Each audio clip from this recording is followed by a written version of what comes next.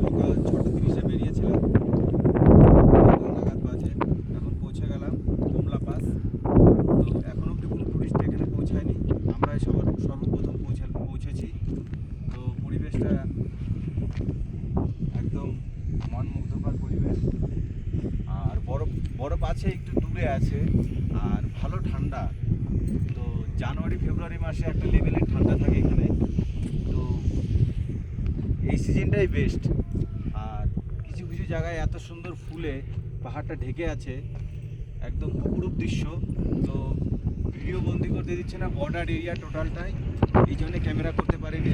তো আমাদের সেফটি পারপাসের জন্যও আমরাও করছি না। সৌন্দর্য উপভোগ করতে হলে এখানে আসতে হবে অবশ্যই। ইন্ডিয়ার মানে একটা ফেমাস জায়গা কুমলা পাস, তো অবশ্যই আসবে সবাই। কিছু কিছু জায়গা এত সুন্দর আছে, আমি ক্যামেরা ফটো করতে পারিনি, কারণ বর্ডার এরিয়া টোটালটাই ভিডিও করা মানে নিষিদ্ধ আছে। যাই হোক, সবাই একটি বার হলে অন্তত কুমলা পাস অরুণাচল প্রদেশ আসতে হবে, কারণ এখানে ম্যাক্সিমাম জায়গা ফটো তোলা নিষেধ। এবং তোমরা যারা আসবে তারা অক্সিজেন সিলিন্ডার বা সাথে করে কর্পূর নিয়ে আসবে, এখানে অনেকেরই অক্সিজেন প্রবলেম হতে পারে। অক্সিজেন লেভেলটা এখানে একদমই কম। ধন্যবাদ।